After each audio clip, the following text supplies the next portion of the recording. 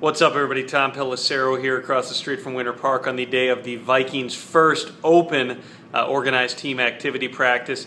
It's always a bit difficult to tell a ton from what comes out of these practices. Certainly you get a feel on whether or not certain players may have taken some sort of a physical stride forward, just getting a look at their body, the way that they're moving out there. But there's no hitting. Guys aren't in pads. The biggest thing that I think to watch is just where certain guys fall on the depth chart. There were a few things that stood out to me in watching how things were organized today. Tough to tell what's going on at the receiver position, in part because Greg Jennings, who right now is probably the starting flanker, was sitting out. Joe Webb had some positive moments.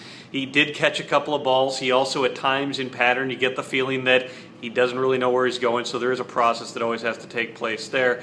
But you look at a variety of different positions along the offensive line. John Sullivan sitting out, Joe Berger filling in at center, Brandon Fusco also taking some reps there. Now Sullivan should be back. He's going through his knee rehab, but you also look at what the potential backup plans are there. Phil Lodeholt sitting out some drills. It was actually Travis Bond, the rookie 7th-round pick from North Carolina, who got a lot of reps there, which tells me not only are they honing in on Travis Bond being a tackle, but they might be looking at him in that swing role. DeMarcus Love, who was a draft pick a couple of years ago, actually was working with the third team. It certainly appears as if Bond, as well as Jeff Baca, those are two guys that the Vikings want to be able to be in that mix, competing for backup spots.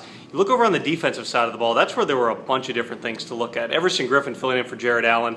That part's no surprise. Allen's not here. Everson Griffin has played a ton, but Fred Evans took the first rep in both the team periods. First rep's always what you look at. LaTroy Guion was working with the twos in those groups. Now, he rotated in, but again, if you're analyzing it based on first rep, you might think that some of the things Fred Evans showed last year, particularly down the stretch when he had a lot of positive moments, they might be looking at him perhaps taking on a larger role in that defense going forward. And then you wonder exactly where LaTroy Guion fits in. He's probably going to be rotating in through the nose. And in the end, depending, no matter who starts, the reps are probably going to be split between those two guys. But how exactly does Guion fit into the plans? You look at the linebacker position, Aaron Henderson was working with the ones at Mike linebacker, which we expected. He was calling the defense, which was a little bit unclear. Marvin Mitchell actually working at the weak side linebacker position. That could be in part because the Vikings prefer not to thrust rookies, particularly on the defensive side of the ball. It's the philosophy of Alan Williams, Joe Wood, some of the other guys working there.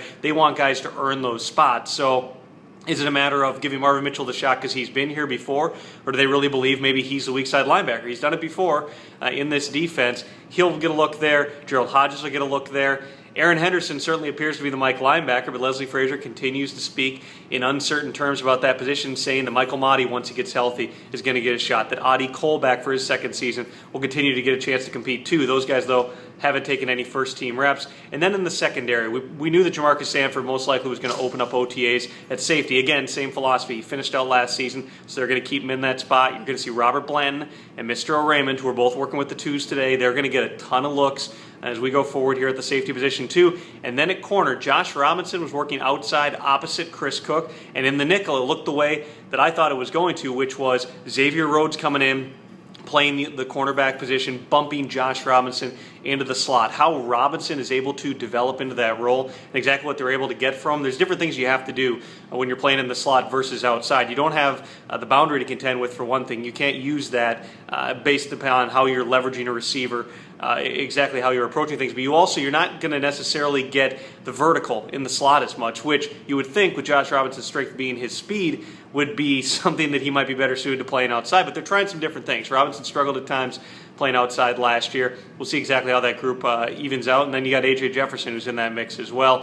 Full Vikings coverage throughout the OTAs when we're allowed in, which is once a week. The mandatory minicamp, 3 weeks away. I'm Tom Pelissero. Full Vikings coverage, 1500 ESPN.com. We'll see you.